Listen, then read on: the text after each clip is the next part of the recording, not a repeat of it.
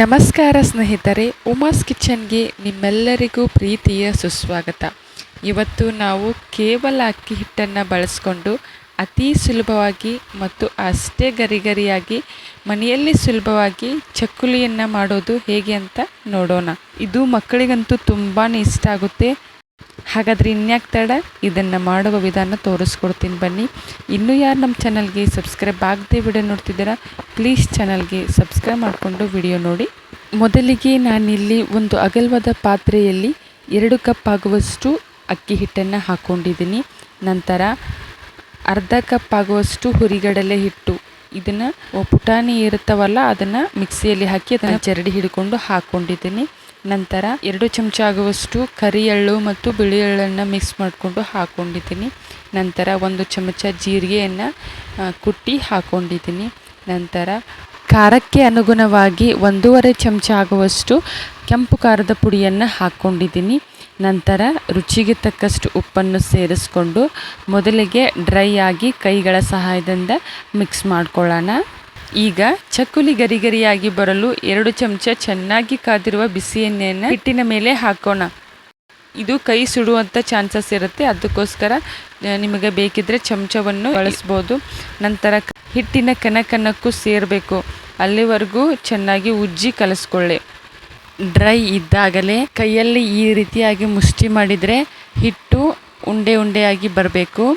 ಈ ಥರ ಬಂದರೆ ಚಕ್ಕುಲಿಗಳು ತುಂಬಾ ಗರಿಗರಿಯಾಗಿ ಬರ್ತವೆ. ನಂತರ ಸ್ವಲ್ಪವೇ ನೀರನ್ನು ಸೇರಿಸುತ್ತಾ ಮೃದುವಾದ ಹದಕ್ಕೆ ಹಿಟ್ಟನ್ನು ಕಲಿಸ್ಕೋಬೇಕು.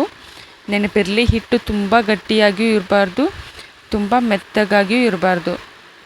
ಚಪಾತಿ ಮಾಡುವಾಗ ಕಲಿಸ್ಕೋತೀವಿ ನೋಡಿ ಹಿಟ್ಟನ್ನು, ಅದಕ್ಕಿಂತ ಸ್ವಲ್ಪ ಸಾಫ್ಟ್ ಆಗಿರಬೇಕು, ಅಂದರೆ ಚಕ್ಕಲಿ ಮಾಡುವಾಗ ತುಂಬಾ ಸಹಾಯ ಆಗುತ್ತೆ. ಇವಾಗ ಒಂದು ಹದಕ್ಕೆ ನಾವು ಹಿಟ್ಟನ್ನು ಕಲಿಸ್ಕೊಂಡು ಇಟ್ಕೊಂಡಿದ್ದೀವಿ. ಇದನ್ನು ಈ ರೀತಿಯಾಗಿ ಮಿದ್ದಿ ನಮ್ಮ ಚಕ್ಕಲಿ ಮನೆ ಹೇಗಿದೆ ನೋಡಿ ಆ ಸೈಜ್ನಲ್ಲಿ ನಾವು ಉಳ್ಳೆಗಳನ್ನು ಮಾಡಿ ಇಟ್ಕೊಂಡಿದ್ದೀವಿ.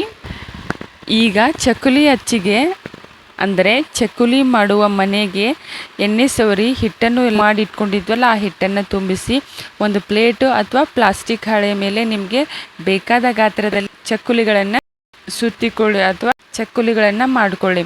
ನೋಡಿ, ಹಿಟ್ಟು ಸರಿಯಾದ ಹದದಲ್ಲಿದ್ದರೆ ಚಕ್ಕುಲಿ ಎಲ್ಲೂ ಕಟ್ಟಾಗದೆ ಸುಂದರವಾಗಿ ಕಾಣಿಸ್ತದೆ. ಈಗ ಒಂದು ಪಾತ್ರೆಯಲ್ಲಿ ಎಣ್ಣೆಯನ್ನು ಮೊದಲೇ ಬಿಸಿ ಮಾಡೋಕ್ಕಿಟ್ಟಿದ್ದೆ.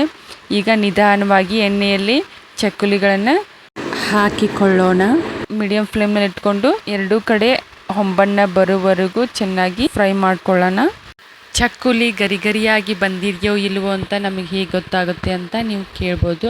ಚಕ್ಕುಲಿಗಳನ್ನು ಎಣ್ಣೆಯಲ್ಲಿ ಹಾಕಿದ ತಕ್ಷಣ ನೊರೆ ಎಲ್ಲ ತುಂಬ ಜಾಸ್ತಿ ಬರ್ತಾ ಇರುತ್ತೆ. ಚಕ್ಕುಲಿ ಎಲ್ಲ ತಯಾರಾದಮೇಲೆ ಗರಿ ಆದಮೇಲೆ ನೊರೆ ಎಲ್ಲ ಕಡಿಮೆಯಾಗಿ ಚಕ್ಕುಲಿ ಅಷ್ಟೇ ಎಣ್ಣೆಯಲ್ಲಿ ಕಾಣ್ತಾ ಇರುತ್ತೆ. ಆವಾಗ ನಾವು ಪರ್ಫೆಕ್ಟಾಗಿ ಗರಿಯಾಗಿ ಬಂದಿದೆ ಎಂದು ತಿಳ್ಕೋಬೇಕು.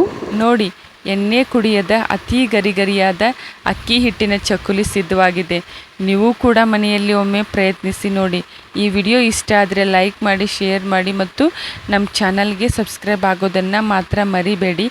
ಇನ್ನೊಂದಿಷ್ಟು ಈಸಿ ರೆಸಿಪಿಯೊಂದಿಗೆ ಮತ್ತೊಂದು ವಿಡಿಯೋದಲ್ಲಿ ಸಿಗ್ತೀನಿ. Thank you so much for watching. ಧನ್ಯವಾದಗಳು.